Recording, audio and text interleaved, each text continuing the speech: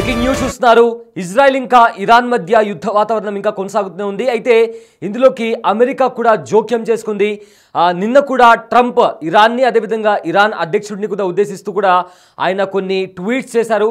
వెంటనే అన్కండిషనల్గా Iran surrender అయిపోవాలి అంటూ కూడా ట్రంప్ ట్వీట్ చేయడం జరిగింది. అదేవిధంగా ఇరాన్కి సంబంధించిన సుప్రీం లీడర్ ఎక్కడున్నారో మాకు తెలుసు, ఆయన చాలా ఈజీ టార్గెట్, ఆయనను చంపాలంటే మాకు చాలా తక్కువ సమయం పడుతుంది, కానీ ఆయనను మేము చంపము అంటూ కూడా ట్రంప్ ట్వీట్ చేయడం జరిగింది. ఆ తర్వాత ఇరాన్ కూడా అదే రీతిలో ట్రంప్ విమర్శలకు కూడా ట్రంప్ చేసిన ట్వీట్స్కి కూడా అదే రీతిలో కామెంట్స్ చేసింది. మేము ఎవరి ముందర కూడా తల వంచము, ఎట్టి పరిస్థితుల్లో కూడా ఇరాన్ సరెండర్ అయ్యే అవకాశమే లేదు అంటూ కూడా ఇరాన్ సుప్రీం లీడర్ ఖమైనీ కూడా ట్వీట్ చేయడం జరిగింది. సో దీంతో ఇప్పుడు అమెరికా ఇంకా ట్రంప్ మధ్య, అమెరికా ఇంకా ఇరాన్ మధ్య కూడా సోషల్ మీడియాలో ట్వీట్ల వార్ కురుస్తుంది. ఒకరిపైన ఒకరు విమర్శలు చేసుకుంటున్నారు. అయితే ఇరాన్ ఇజ్రాయెల్ యుద్ధంతో ఇప్పటికే ఏదైతే ఇజ్రాయెల్ ఆల్రెడీ వార్నింగ్ ఇచ్చిన నేపథ్యంలో అమెరికా కూడా ఇన్వాల్వ్ అయ్యి ఇరాన్కు వార్నింగ్ ఇచ్చిన నేపథ్యంలో ఇరాన్ కూడా ఏమాత్రం తగ్గము అంటూ కూడా ఆయతుల్లా ఖమైనీ కూడా ఆయన ట్వీట్ ద్వారా తెలిపారు. అయితే తమను ఎవరు ఏమీ చేయలేరు అని కూడా అన్నారు ఇరాన్ సుప్రీం ఖమైనీ. అదేవిధంగా ఇరాన్పై దాడి చేసేందుకు అమెరికా వ్యూహాలు రచిస్తుంది అంటూ కూడా ఆయన అన్నారు. అదేవిధంగా ఇజ్రాయెల్తో చేతులు కలిపినట్లు కూడా వార్తలు వస్తున్నాయి.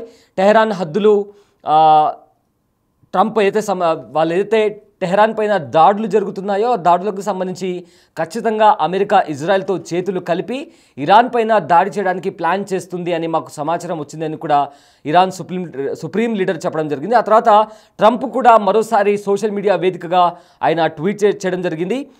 టెహరాన్ ఏదైతే గగనతలం కావచ్చు లేదా బార్డర్ దగ్గర కూడా కంప్లీట్గా ఇజ్రాయెల్ ఆధీనంలోకి అమెరికా ఆధీనంలోకి వచ్చేసిందంటూ కూడా ట్రంప్ కామెంట్స్ చేశారు.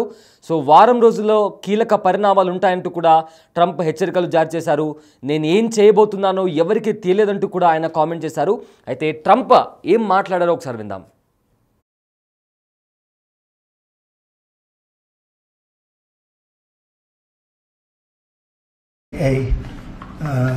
Ceasefire. Not a ceasefire. We're long beyond ceasefire. And I said, why do you say that? Why would you say ceasefire? It's a bad term to use. Because a ceasefire means like everything's going swimmingly, we'll take a little time off. It's not. We're not looking for a ceasefire. We're looking for a total, complete victory.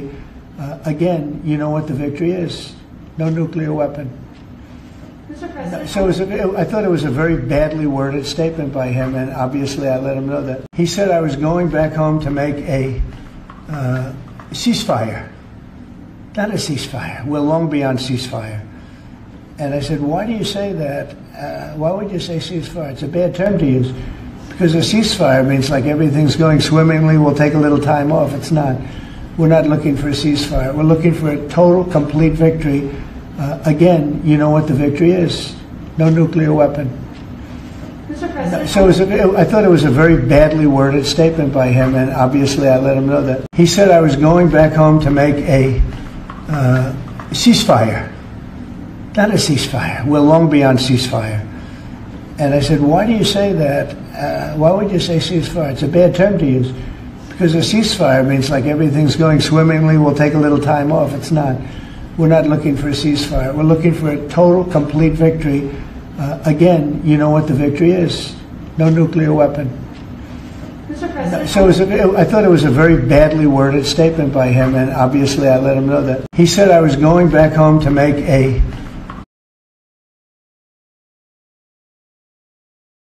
కదా Trump చెప్తున్న మాటల్లో చాలా ఆయన క్లారిటీగా ఒక మాట చెప్తున్నారు. నేను G7 సమిట్ నుంచి సీజ్ ఫైర్ కోసం రాలేదు, అసలు సీజ్ ఫైర్ అనేది మా ఆ థాట్ కూడా లేదు, కంప్లీట్గా గెలవాలి అనుకుంటున్నాము అంటూ కూడా ఆయన చెప్పారు. ఇక గెలుపు అంటే నో న్యూక్లియర్ వెపన్, అంటే ఇరాన్ ఏదైతే న్యూక్లియర్ వెపన్స్ను ప్రొడ్యూస్ చేస్తుందో వెంటనే దాన్ని ఆపడమే మా విజయం అని కూడా ట్రంప్ మాట్లాడడం జరిగింది.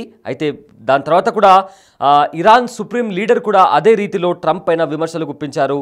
అయితే ఏదైతే అమెరికా చెబుతుందో ఇమీడియట్ అండ్ అన్కండిషనల్ సరెండర్ అని చెప్పి కూడా దానికి మేము ఏమాత్రం సహించము, అలాంటి వ్యాఖ్యలు కూడా మేము ఏమాత్రం సహించను. కంప్లీట్గా ఎప్పుడు కూడా ఇరాన్ ఎవరికి భయపడదు, ఎవరు కూడా మమ్మల్ని ఏం చేయలేరు.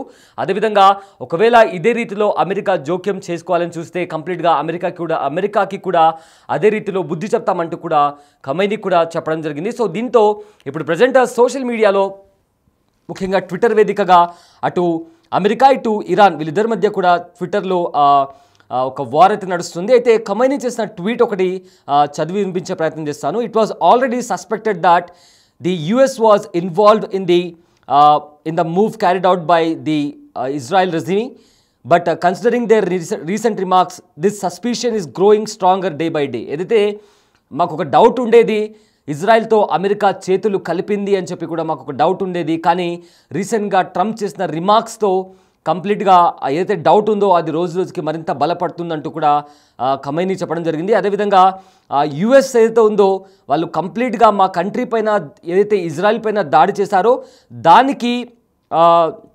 నెగోషియేషన్ చేయకుండా కంప్లీట్గా ఇజ్రాయెల్ వైపు యుఎస్ నిలుస్తుంది అంటూ కూడా ఆయన చెప్పడం జరిగింది. There was no indication on the part of Iran that signalled a military move. అంటే మా దగ్గర నుంచి ఒక్కసారి కూడా ఏ మిలిటరీ యాక్షన్ కూడా మేము చేయలేదు, కానీ ఫస్ట్ అట్ సైడ్ నుంచి వచ్చింది, బట్ మమ్మల్ని దాడి చేస్తామంటూ కూడా మాకే వార్నింగ్ ఇస్తున్నారంటూ కూడా ఖమైనీ చెప్పడం జరిగింది. And also the harm the US will suffer will definitely be irreparable if they entered this conflict military అంటే కూడా ఆయన ట్వీట్ చేశారు. ఒకవేళ యూఎస్ కూడా ఖచ్చితంగా సఫర్ అవుతుంది, ఒకవేళ వాళ్ళు దీంట్లో పార్షాలిటీ చూపిస్తూ ఒకవేళ ఇజ్రాయెల్కి మద్దతుగా నిలిస్తే కంపల్సరీగా ఈ కాన్ఫ్లిక్ట్లో యూఎస్ కూడా తీవ్రంగా దెబ్బతినాల్సి వస్తుందంటూ కూడా ఆయన ట్వీట్ చేయడం జరిగింది. అదేవిధంగా the US entering in this matter which is war is 100% to its own డిటర్మెంట్.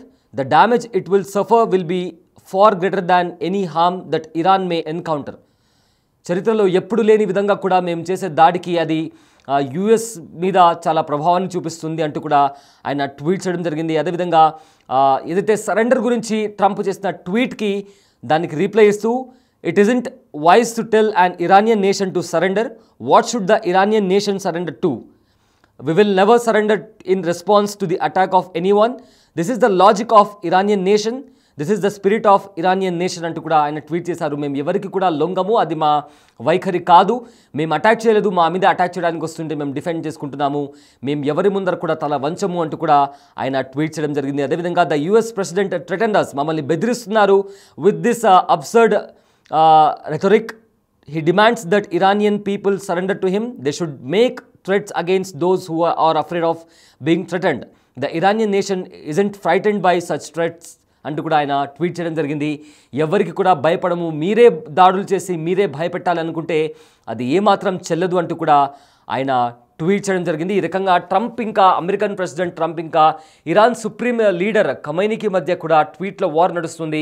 ఇప్పటికే అమెరికా కూడా సీజ్ ఫైర్ కాదు, జరగబోయేది చాలా పెద్ద పరిణామం చోటు చేసుకోబోతుంది. రాబోయే రోజుల్లో మేము తీసుకోబోయే చర్యలు ఇరాన్ మీద చాలా ఎక్కువ ప్రభావాన్ని చూపుతాయంటూ కూడా ఆయన చెప్పడం జరిగింది. అయితే ఇరాన్ కూడా మేము కూడా సిద్ధంగా ఉన్నాము, ఎవరి ముందర తల వంచము, మమ్మల్ని ఎవరు ఏం చేయలేరు అంటూ కూడా ఆయన కూడా ట్వీట్ చేస్తున్నారు. సో కంప్లీట్గా ఈ యుద్ధానికి సంబంధించి 5 రోజుల వరకు ఏదైతే యుద్ధం జరిగిందో ఇరాన్ ఇంకా ఇజ్రాయెల్ మధ్య, దీంట్లో ముఖ్యంగా ఎక్కువగా ఇజ్రాయెల్ పేరు వినిపించింది, కానీ నిన్నటి నుంచి కూడా ఇజ్రాయెల్ కాస్త వెనక్కి వెళ్ళిపోయింది. ఇప్పుడు ప్రజెంట్ అయితే లైమ్ లైట్లోకి అమెరికా వచ్చింది. ప్రజెంట్ అమెరికా వర్సెస్ ఇరాన్ అన్నట్టుగా ఏదైతే కాన్ఫ్లిక్ట్ ఉందో ఆ కాన్ఫ్లిక్ట్ ఇప్పుడు ప్రజెంట్ కనిపిస్తోంది.